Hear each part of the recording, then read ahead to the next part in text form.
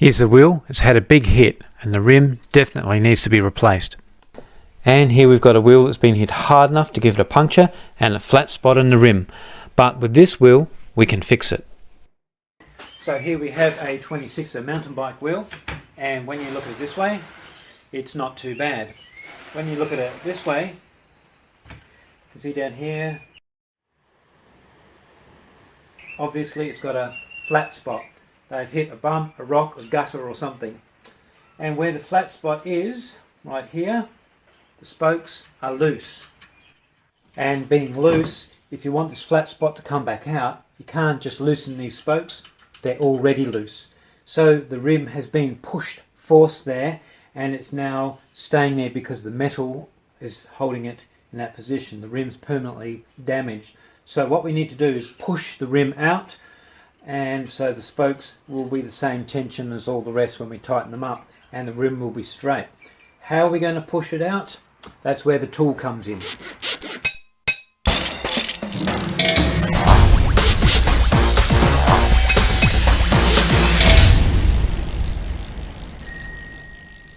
So here's the tool. First half of the video I'll show you how you can use it to take a flat spot out of a wheel. The second half of the video I'll show you how you can make one of these tools for yourself. So you find where the absolute flattest spot is, the peak of the flattest part of it. So here, pretty much on that spoke, it is the maximum going in. So we'll put a little mark there with the texter. So now you know where to line the tool up exactly on that spot. That's where it needs to be pushed out. And now we want to evenly loosen all the spokes of the entire wheel. So identify your valve hole, which is here. Start on the non-drive side, which is here. And we'll start the first spoke and unloosen about 2 turns. Go all the way around till you reach the valve hole again. Then swap sides and go on the drive side, hog side. Unloosen all them until you get to the valve hole again. So your whole wheel is nice and loose. Now with all the spokes are nice and loose, the rim will show its true shape.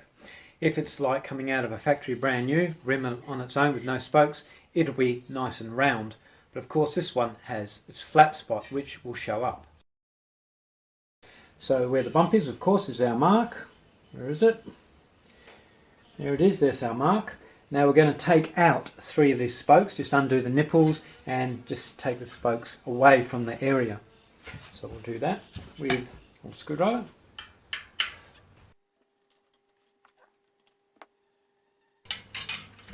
Right, so that leaves quite a gap and enables us to get the tool in here.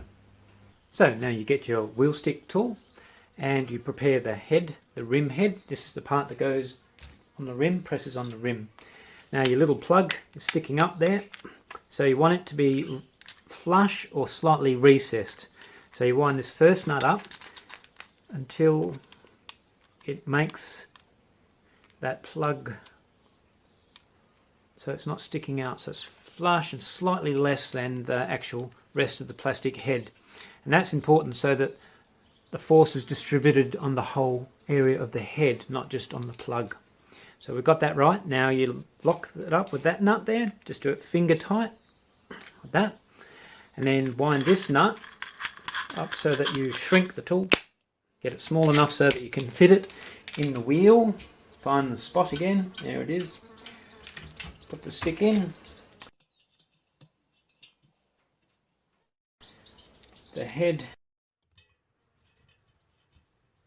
Now make sure that this is on the center where your mark is, on there, so it's pushing at the middle of the flat spot. Then wind this nut up, and that'll start expanding the tool and pushing on the hub and the rim. And when it gets too tight, that's when you need the spanner. Right, so we use our rather large spanner. It's 1 inch, which is 25 centimeters, no, 25 millimeters. Start winding the nut up, which expands the tool and pushes on the hub and the rim. Just remember, don't go too far. Check every now and again and make sure. And you need to go about 2 or 3 millimeters further out than the rest of the rim, than the average of the rim. So just keep winding till you get about 2 or 3 millimeters out from the average circumference of the rim, which I'm fairly close to now. And that's it. Then you simply unwind it and take the tool out, and then put your spokes back in place.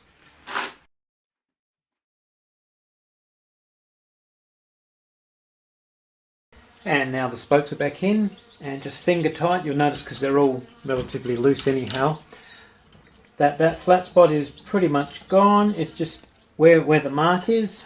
You can actually feel it right there. Well, there's the mark.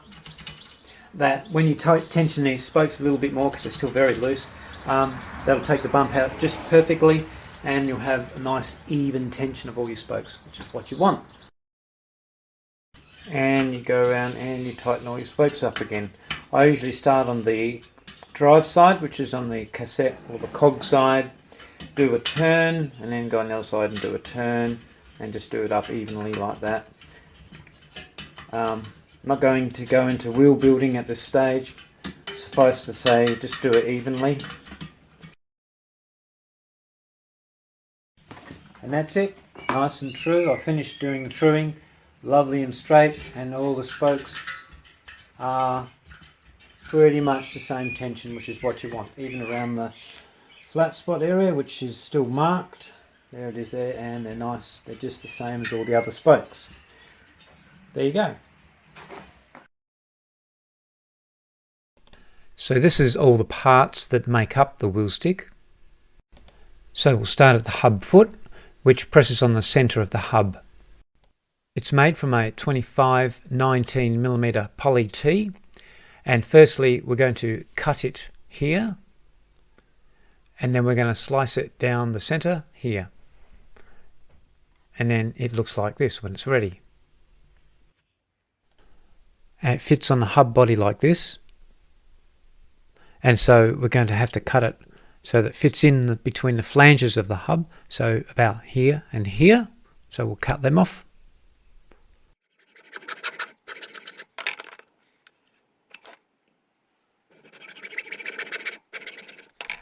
Right, so that's what it looks like so far. Put it back in the vise now and slice it in half, the 25mm section sideways, and that's it. That's the hub foot finished. For the body, we've cut a piece of aluminium tubing at 145mm, and it's about 19 to 20mm inside diameter. So measure 145mm and put it in the vise so that it butts up square, the mark butts up square to the end of the vise, because you find that the end of the vise is 90 degrees, and you can rest the blade of the hacksaw and get a nice square cut on the pole.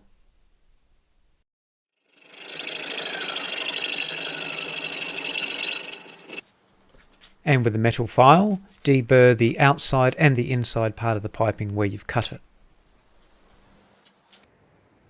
And now the hub foot should press into the piping. It should be a very tight fit. If it's too tight and doesn't fit, then just file a bit of the barb on the piping. Just file it down a bit until it fits really nice and snug and tight. That's better.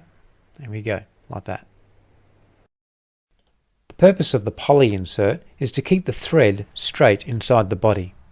It's made from ordinary 19mm poly, and cut yourself a piece at 12cm long. And now cut it in half lengthwise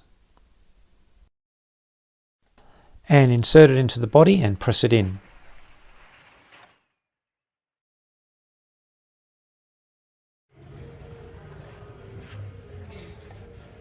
You may need to go to the hardware store for this one.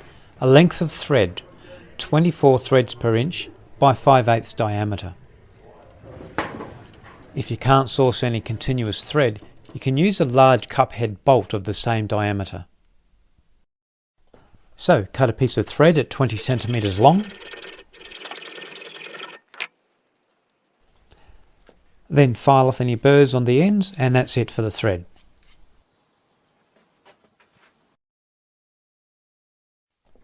And now grab some nuts and washers to fit the thread. It's 5/8 in size. Grab 3 nuts at least. And the washers also the same, 5/8. I'm grabbing 4, 1 for a spare.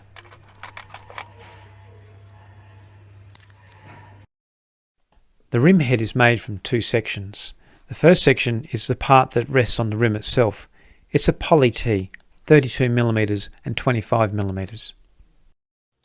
Use a poly T with a reinforced base like this. The other section of the rim head is made from a piece like this that usually screws onto a garden tap. You can also use this piece here, this grey piece.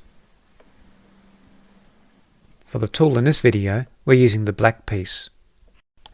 This black tap piece screws firmly onto the 25mm section of the T, and the tap piece will butt up firmly against that reinforcing flange. And so the tap piece fits nice and tightly on the 25mm section of the T, we're going to cut the T about here.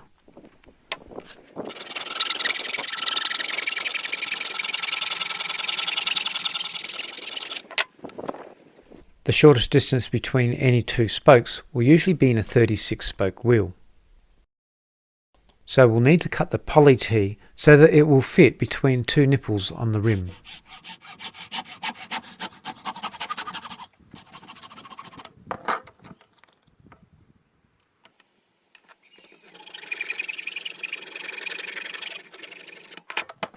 And just like we did with the hub foot, we cut this piece lengthwise as well.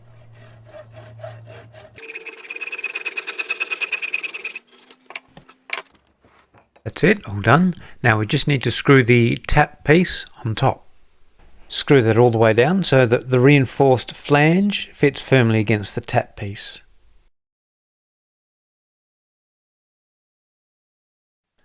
And finally the plug, which is a 19mm poly plug, and we're going to cut the flange off at the top, so about here, so that it fits inside the head. When you poke the thread up through the back of the plug like this, it'll fit nicely into the plug. And now quickly, this is how the tool is assembled.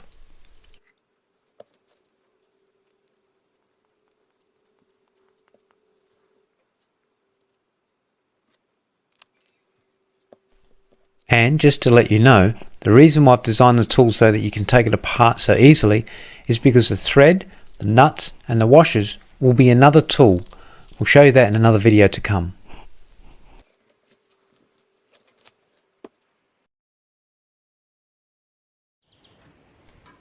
Here you can see a rim head used for a mountain bike rim is too wide for the road bike rim. So you can make different rim head sizes and inserts to fit different rims. So there you go, that's how you make the tool and how you basically use it. May not be the sort that you'll have for your home collection, but why not if you've got the inclination to do so? Add another tool to your collection. Definitely for a bike shop environment, for a business. I've used this sort of tool for over 20 years, made many happy customers because you've saved them money, which is most important. Not having to replace the wheel or the rim, they've got their original wheel back in great condition. And not only that, you've made some money because you've used no parts whatsoever, maybe one spoke if they break a spoke, but you've just got the tool, it's just your labour. So there you go, it's a double win there. As for using the tool, if you've not used one before, just go gently to start with, experiment on cheap wheels, you'll get the feel for it. It's not really scary, it's not a difficult tool, you can't really go too wrong. And then you get the feel for different size wheels, different spoke counts, different rim shapes and different hardnesses of the metal as well. Obviously don't use the tool on carbon fibre rims, you'll only crack them. It's not for that. So there you go. As for the flat spots themselves, generally it's just one hit and it'll be pretty much the same sort of bump on almost every wheel. Sometimes you get a slightly sideways hit as well, so you've got to take that into account. That'll come with your experience in doing it. It's not that hard, I've done it for so long. Most of the time you can get these bumps out unless they're really severe. So it's just a matter of practice and you'll get there. Obviously with this wheel I've left the cluster on, just to show you it's a rear wheel. It's a good idea to take it off before you do any work on the wheel, because just in case you come to grief you need to replace a spoke, the cluster's already off, you don't have to worry about that. So I only did it for the video, left it on. For the head itself here, there's different sorts of heads you can make. Oops, that come out of there. So that's for maybe a sharper bump there, and that's for a more broad bump. You don't have to make two sorts of heads, but I have, just to show you in the video there. So there you go, that's it. Let us know how you go, if you're going to make the tool, any difficulties you have or improvements, anything you've got, especially with the head most probably, anything you can come up with would be great to help each other out with this tool. Right, so happy making the tool, happy using it. Please give us feedback. It's great to hear from each other, and we'll go from there.